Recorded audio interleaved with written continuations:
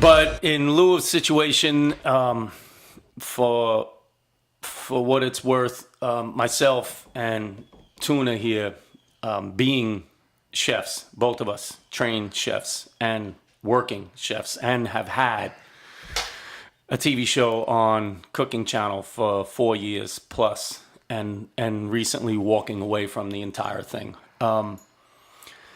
There's somebody that has done something that we all think is a travesty, and it's a tragedy. But our boy, Mr. Anthony Bourdain, I don't have words to express the feelings that I get when I think of somebody like him, because of what he's done, his contribution to the cooking world, as he liked to be called, a cook and not a chef. Okay, so I'm here in the city at Bourdains' patronage of Leal. I'm telling you, the energy here is incredible. You couldn't even imagine what an impact this man has had on just...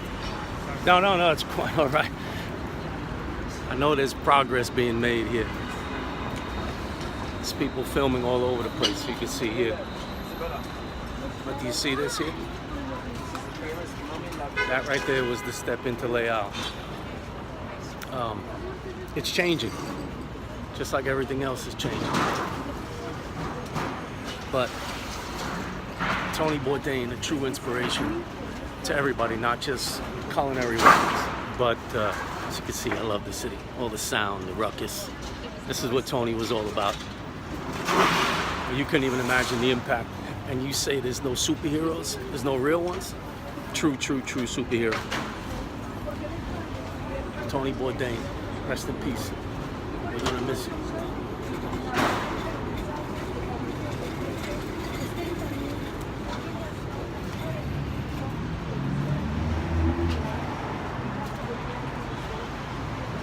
To be a chef is to be a cook. And if you've cooked in restaurants and you know what it's like, and you are a chef as well. I mean, you partake in these everyday or day-to-day things that make a chef be a cook. And that's truly what you're doing. You're cooking. So whether you want to call yourself a chef or whether you want to say you're a cook, you know, cooking for people is a very noble, extremely noble thing to do, and taxing. Extremely taxing. Yeah, I mean, like, I think like the thing about Bourdain in particular, where like he brought a big light to what people endure to get really good at something, you know. Yeah. And it's like this guy was some big time kitchens with a lot of big time chefs, and he was known and he knew a lot of people, and it's like, but the underlying story was just like the relentless rigor that food involves. You have to know how to manipulate these items to such precision that any degree of just being slightly off will result in something that either is cooked improperly, doesn't taste right, looks wrong, off color. I mean, these are all the variables that you're dealing with.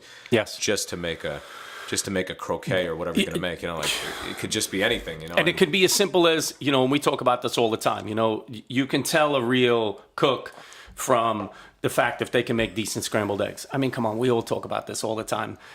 Food in general doesn't have to be complicated. Are there complicated techniques and ways to cook? Yes. And things to do in the cooking world that become complicated and defining between somebody, again, like we talked before, who's somebody who wants to do something and somebody who just is going through the actions to do it. It's two different things. You know, like I said, if you plan on going to the Bocuse d'Or, then of course your technical abilities and everything need to be there. And if not, then you cook, and you cook the things you want to cook, and you cook for the people you want to cook for. Or if you're cooking in a restaurant, you have to put your heart and soul into that, because literally people are almost eating a piece of your soul. And I say that constantly. It's that thing, and that Anthony portrayed that extremely well. You cook to give nourishment to people, but you cook literally to fill your soul. You fill that thing inside you with this thing that you're presenting and giving to people. And Anthony Bourdain did that with an unselfish ideology of everything he's done, from cooking for people to writing to filmmaking to music to, I mean, and I'm sure, and I don't know the man personally, unfortunately, I did not have the opportunity to meet him. And it was one of my things. I did have an opportunity, though. I went to see him live a few years back while we were both in culinary school. Yeah. And what an amazing man. An amazing man. Very articulate, easy to understand. You know what I mean? Not confusing. The man was not confusing. You knew who he was. You just did. But yeah, I mean, I listened to, like, I heard him. I read the book when I was, like, right before I came into culinary school, which is The Kitchen Confidential, and that was like one of the big books, like, a lot of people read to get into cooking. And I heard him on, like, the Rogan podcast, and I heard him in a bunch of interviews. And these aren't books that we just went to the bookstore to get. These are in the repertoire. These are the ones that we own. Yeah, like everybody likes these books because they're just the simplest, most honest account of what people experienced. Yeah. There's really no flavor to it, you know, and it's almost like listening to someone, like the way he writes is like jazz.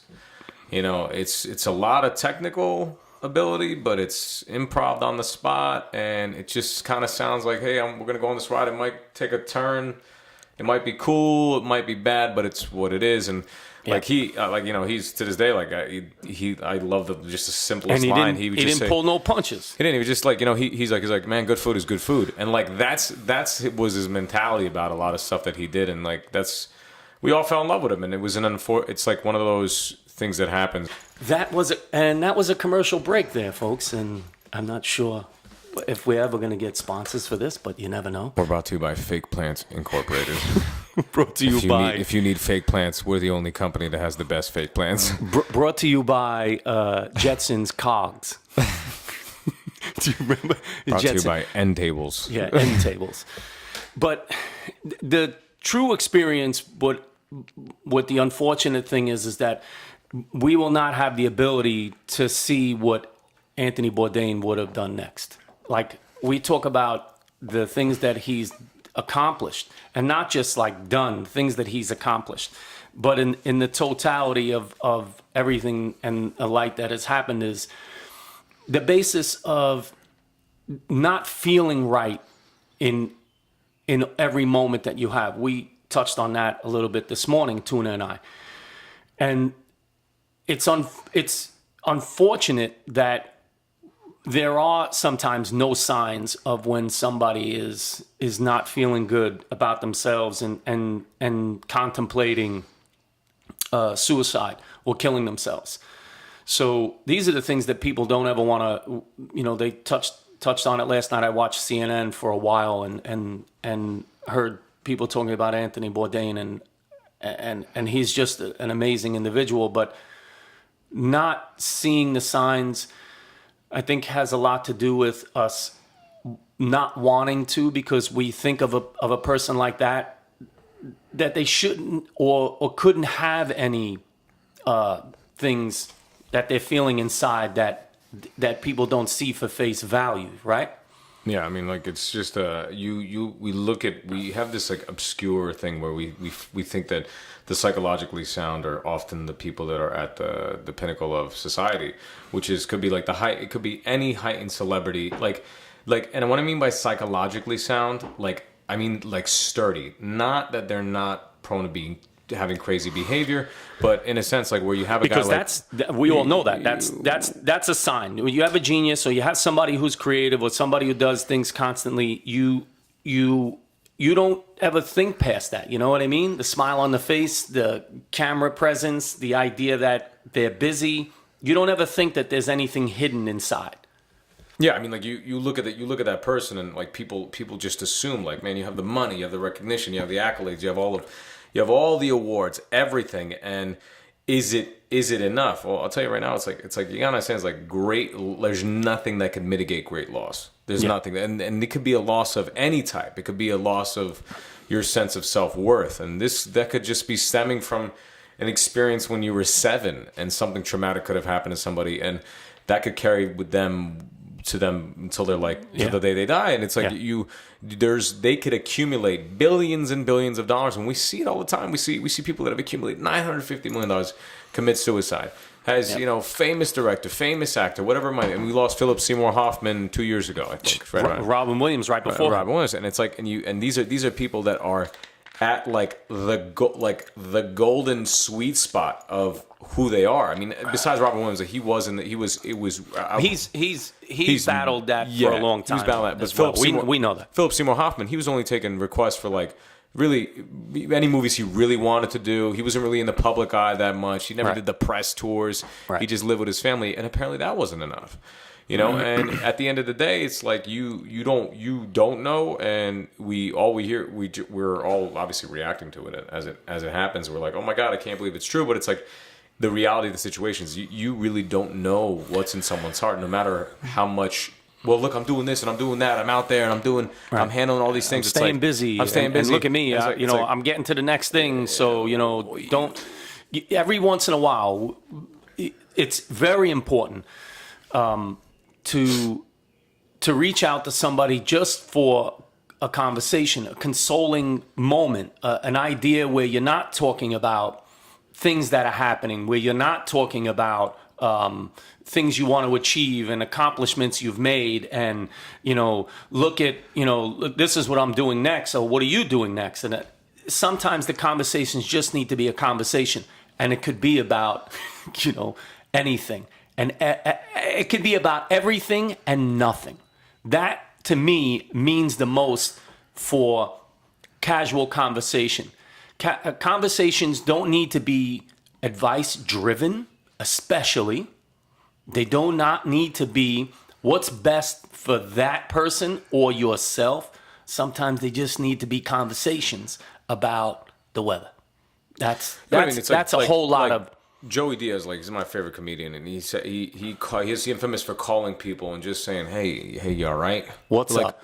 You okay? How's it going?" And you don't understand that's a really wonderful humanizing moment for a lot of people, because we're all in the rat race and we're all out there trying to make lemonade all day. Everybody's trying to squeeze a nickel out of a penny. Every trying day. to make $1 out of 15 cents. And that's the whole thing. But it's like if you have to be sure where it's like, even someone who is like, I know people that are have very, very well off jobs. You gotta ask them you all right? You gotta ask them in that manner, so they at least know that hey man, I know you're in that stream and you're flooring it, but you also gotta realize that time is passing by. And how do you feel about the things that you're doing? How are you okay? Are do you maybe you are a little overworked? Maybe you are a little maybe things are getting a little too wild. Maybe we should back off a little bit. Maybe you should take some time. Maybe that next project is not the project you actually need to do. Maybe you need to go into the mountains and listen to some Pink Floyd. Right. Not that saying that that's the only measure, but in a sense of just... Right. We don't it doesn't necessarily have to be this thing, right? So for me, I use myself as an example, right? So the whole thing, show is no longer, right? Yeah. And it's not that I'm, don't want to do that anymore or didn't. I just need a break. I really, truly just need a break. Yeah. And we all do at some point in some time. We all do. We all need that break. But when somebody that everybody thinks has this facade, and I don't mean facade like we're faking anybody. I mean the idea of the whole TV, celebrity, maybe wealthy or whatever it is. I don't mean that's a facade. I mean, for a time, that's what needs to be done. But inside, you need to take time to digress, to really feel yourself again, and not talking and not being out there for everybody to see 100% of the time, all the time, doesn't mean that that person doesn't need a friendly gesture, doesn't need a helping hand. And it doesn't necessarily need to be like I say all the time, a helping hand isn't when it's convenient for you or the other person to get, for the other person to get around to it. It's when you already know that person needs that help. You just reach out. You don't wait. You don't think, well, they're not around anymore, so they must be, off doing something else. No, sometimes you just got to make that effort, and that's how it is. And that's why you see things like this. The people that were out there for Anthony, they know. They were there. They know. Same thing in any process for everybody. You already know. So, do that. Don't wait.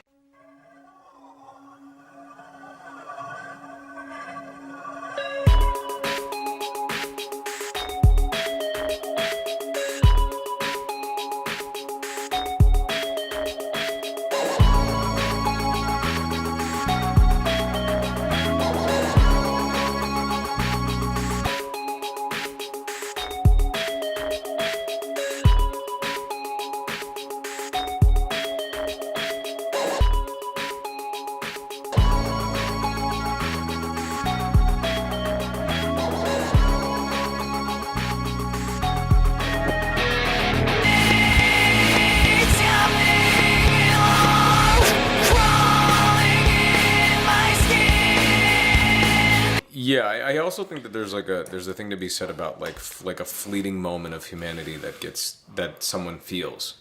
Like you see someone that's like disabled or someone who's just they're kind of down, and you just say, "Hey, good morning, how are you?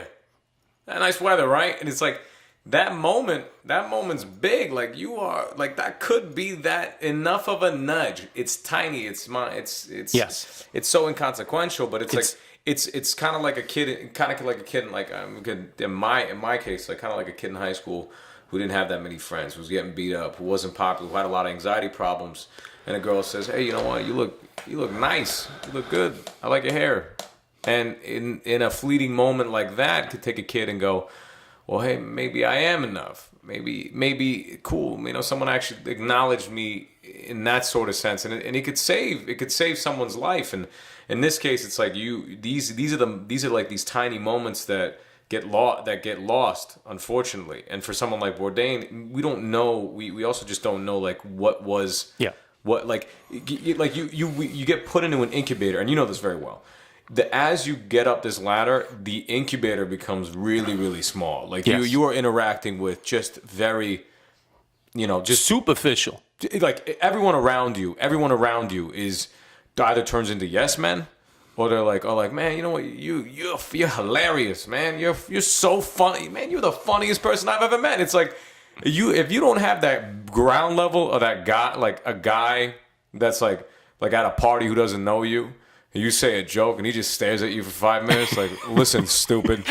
Before you think about what you just said. True fact. And it's funny because Anthony Bourdain has done that a lot of times in his shows. Like basically, looking at people and like basically telling them like, what you thought that was funny? Yeah. When you just crushed somebody, hurt somebody's feelings, did something that was inappropriate or something that wasn't maybe called for, and maybe putting yourself in a position where maybe you don't belong. And Anthony was good for telling people that. Yeah. And that to me is total genuineness. And that's why I say to people all the time, when you think about how somebody is, don't think past how they act and what they say to you, because that right there is basically the truths. You don't have to look any further. People are always looking for something different than what somebody said or somebody's actions. It's kind of like if somebody is messed up, they're going to show you how messed up they really are, or they're going to tell you, and you have the basic knowledge to figure that out. You don't need to be scripted or told. Yeah, I mean, I think that like people give up their hands pretty readily in any scenario, because it's all like, you could see it. You could see it in someone's eyes. Like we all know the people that we're interacting with, where you're like, You're like, look, you've been around enough people where you're like, oh yeah, I'm okay, everything's fine. Like, you never say you're okay, everything's. No one ever talks like that. No, you mean everything's in shatters. Like, Right. You know how you know someone's fine. It's like you look, you stare at them while they're like, you go out to eat and you stare at them and they're just doing their thing. They look like they're like, I'm about to eat this burger. They literally tell you exactly how they're feeling. Yeah. But it's the ones where it's like either there's an kind of like an over exaggeration of a moment where you see them kind of like flaring up and you're like, well, this is kind of unusual. Like, why is this moment affecting you so much? Because there's some underlying problem that's going to come up. Oh, my goodness. Last night I was watching also Anderson Cooper. So I was watching CNN yesterday because, of course, that's the channel that Bourdain has been on for the past couple of years. So Anderson Cooper had on a few people last night, and great words from everybody that just spoke about Anthony Bourdain, and first of all, my thoughts and prayers go out to the family and his daughter, and that's just a given. Everybody should, let everybody grieve in their own way, right? So that's a very important part of this whole process. The spouses and the friends and the family members were saying about these individuals is sometimes you just need to stop the moment. So if you, like Tuna was saying, if you can kind of find the signs if you're really looking for them. And here's what the message was in the description of this, is paying attention. If you're paying attention to your true friends and your true family members and these things, you can see the signs sometimes. And sometimes you just have to break that line in order for things not to go in another direction. So saying, hey, hello, what's going on? And not bringing up all the indecisive ideas of what you think they're going through and trying to give them advice and trying to tell them what they should be doing or how they should be doing or when they should be doing it is not a good way to be. You just need to, talk to somebody, and that's breaking that cycle. So in the moment that somebody thinks, maybe that there's no way out, sometimes you just need to have a conversation. Sometimes you just need to have a couple of words for distraction. And yeah, I mean, it's just all about, at the end of the day, it's all about your approach. The thing is, like, you're dealing with people that feel like they're cornered, and you can't remind them that they're 29 years old. You can't remind them that they're X amount of years wasted. You can't remind them that. You got to just be like, hey man, like, there's a lot of time, and like, you don't have to worry about nothing. You just got to do what you got to do to get to that sweet spot, because that sweet spot is getting into a rhythm of life that has decent balance, where you're taking care of yourself and you're but you got to get that message across in a certain way. And like, most of the time, it's because we lack wisdom as a culture altogether, all of us, every single one, that we have such a hard time talking about certain things, because we're afraid to. We're afraid to see it in ourselves, and that's why we fear talking about it. So it's like, a lot of times everyone's like, oh, it's just hush hush and just let it be cool. It's like, no, like, there's people, like, I say the same thing to like a lot of people that have everything, that think that everything is going right. I go, listen to me. For most people, for like the 80-90% of us, things aren't always going right. The car breaks down, the job gets lost, you get evicted. Like, but the main thing is to just keep trudging forward. Sometimes just a distraction is what you need, and it's tough because people don't know how to handle certain situations when they think somebody is not feeling good or somebody's having emotional problems. They think staying away is the way to do it, and it isn't. It really isn't. You need to be there, and that's what I said. Sometimes you don't. It's not about going there and thinking to yourself, "Oh my God, I can't understand why." You don't have to. It's not your place to understand why that person's feeling that way. What you should be doing is getting them away from that feeling, no matter what it is. If it's going over and seeing them, or trying to get them to come outside, or taking them somewhere or doing something with them, or, you know, coming over just to sit and watch television, or, you know, help them with something that they've been wanting to do, or whatever it is. It's not about going and giving your opinion on why they feel the way they feel. It's just isn't. It's for you to understand that you just need to be there sometimes. You don't have to have the idea of what's next for them. You don't know personally, and by you deducing what you think may be the problem, could be the problem. Maybe just going in and being there is the answer. And that to me is everything. So, you know, if you're harping on somebody about something constantly, it's not going to change the way they feel about certain things. It's just going to put them in an uncomfortable position. And it doesn't make it better. Yeah, and they're gonna clam up far faster. Yes. They're gonna like, oh, obviously this moron can't see what the hell I'm feeling about. And then you don't want that scenario. You just want them to be like, hey man, like you could say whatever you like. And the way that I normally would do it is anytime I do whatever you want. Anytime I get into a conversation with somebody that I feel like is having kind of a crazy time, like I go into a little bit about what happened in my week, and moments where I broke down, where I was sitting in my parking lot and I ate a donut because I was just feeling crappy, and I used food as an escape. Like most of us. No, and like you have a moment like that, and it creates like kind of like a space. It creates a space for somebody.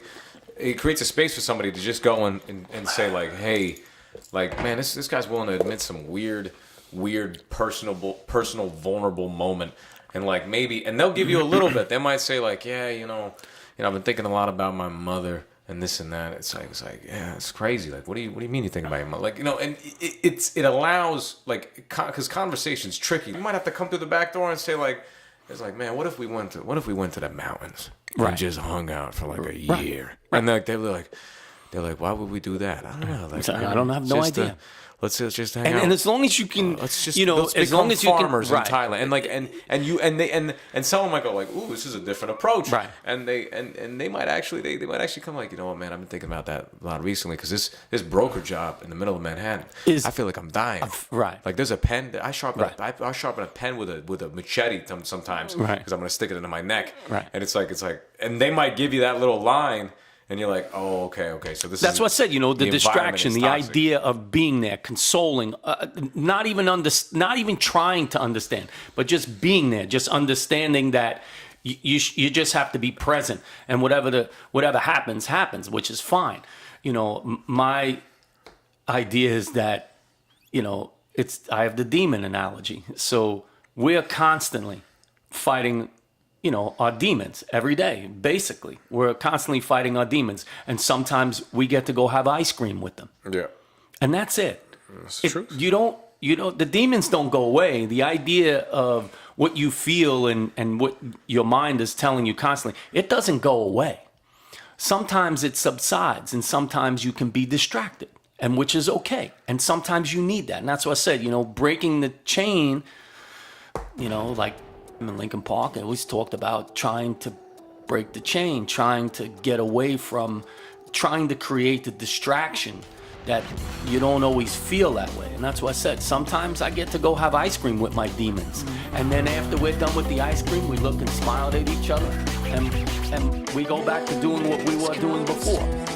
Like opening the wounds, I'm picking me apart again. You all assume I'm safe here in my room, unless I try to start again. I don't want to be the one, the battle's always you.